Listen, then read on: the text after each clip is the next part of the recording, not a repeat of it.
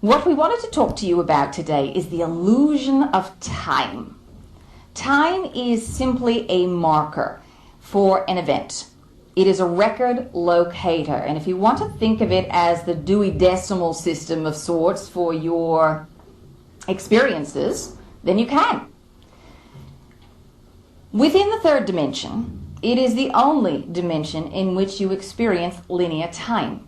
It is one of the constructs of the game, and it is a very unique perspective, one that we don't have in any of the other dimensions. Part of the game was that you see yourself as separate, that you see yourself as disconnected, that you go down to a planet that's very dense with a wider range of motions, and then you can't see any of the other probable realities that are going alongside you.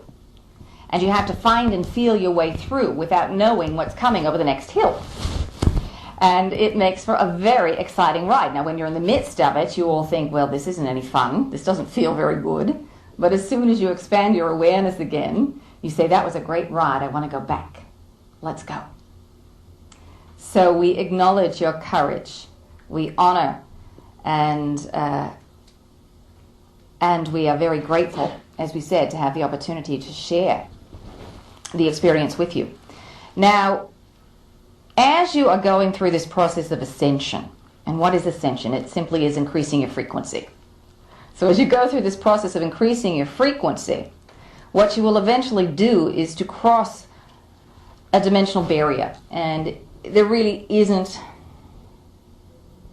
a barrier in the way that you think of it. It's not a wall. There literally is a membrane, all right? But you move into a new frequency range. You move into a new dimension. And once you cross, you change the game.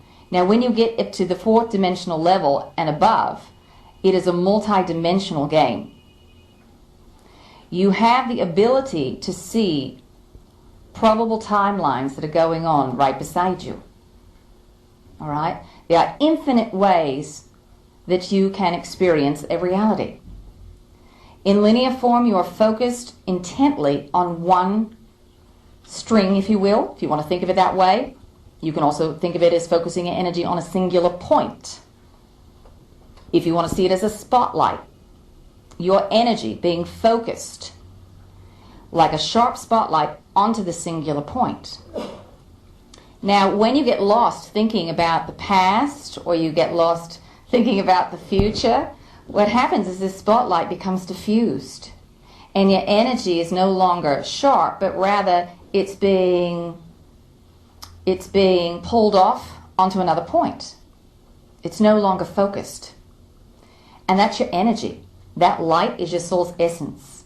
So when you're not in the now, when you're not present, you are not fully energized. You're not fully engaged.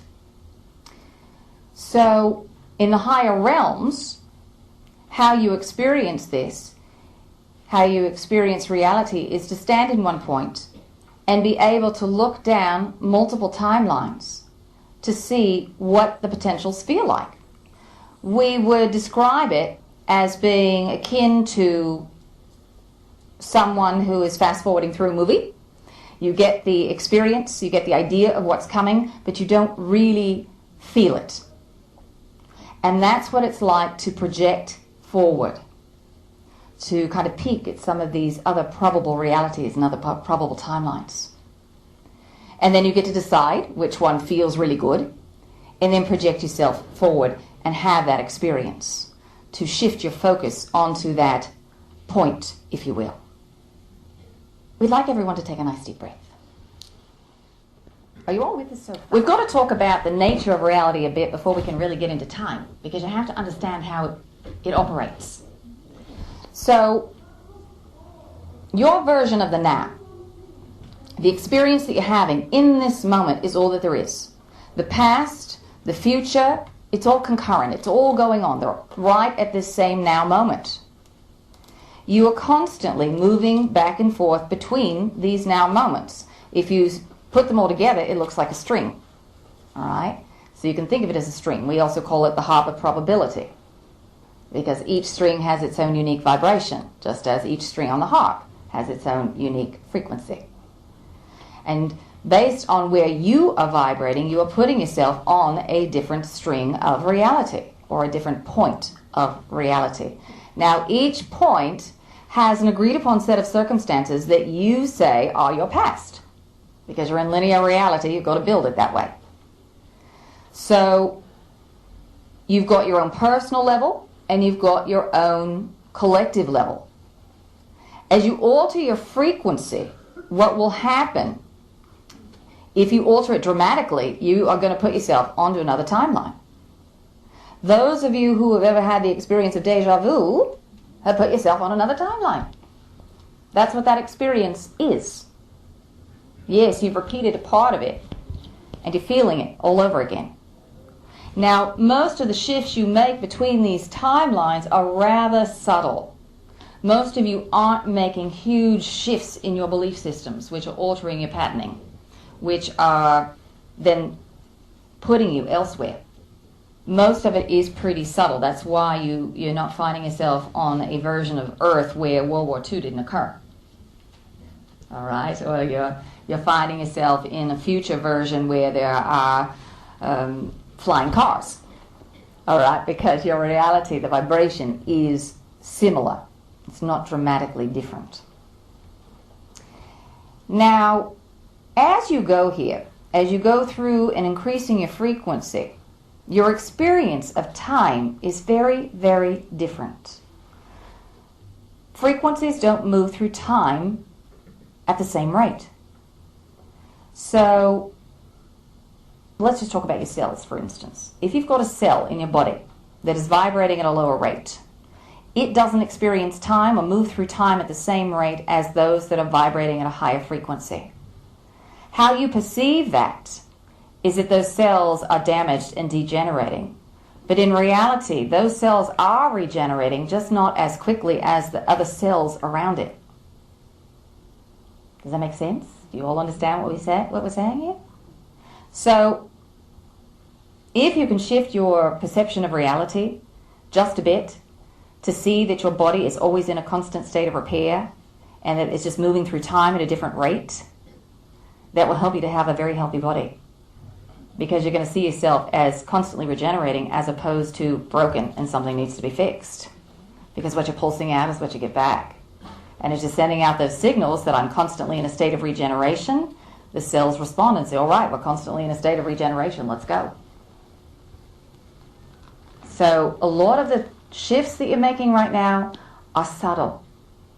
All right? The timelines that you're moving through and changing to are subtle. As you increase in frequency, you are experiencing accelerated time. So if you think back 20 years ago and what the pace of life was like, it was much, much slower. You all don't really notice it because you just say, oh, that's life. Life is hectic. Life is busy. Your 24-hour day feels more like it's about 12 hours right now. Next year, it's going to feel more like it's about 8. Now, already we see some of you squirming in your seats. There's not enough time for me to get things done now. How am I going to do it next year? The stress starts. No worries. Because all you have to do is to understand that it's simply a marker, that you can project yourself anywhere you want to be. You align yourself with that time, with that marker, with that point, with that experience. So if you want to think about it this way, you need to be at the office at 9:30. Right now it's 9:15, and you're 45 minutes away. At least how you normally perceive it, for you to drive. As you start to pulse vibrationally, that you are there, that you are present and aligned with that version of reality where you're walking in the door at 9:30, you start to bend time. You start to align yourself and project yourself with that moment. Everybody take a deep breath. Simple, really. And you're rewiring your brain with how you think time exists. So for some of you, this is going to feel like a stretch. It's going to feel a bit of a mind bender, all right? And as you're trying to digest these ideas that we're giving you, and the wheel is just going around and around, we want you to see it as an orb of light. And we want you to drop this orb of light down into the heart center. Because the heart center can process all of that information that the mind can't. Remember, the mind is set up as a filter for the third dimension. The paradigm of the third dimension is that there's only one timeline. So what the brain does is it throws out all that extraneous data. You can't process it. When you drop the energy down and start experiencing it, processing it through the heart center, the heart has no filters. It is the multi-dimensional filter. And it just sits in the heart and you say, oh yes, that's how time exists. I remember this. The rest is just an illusion.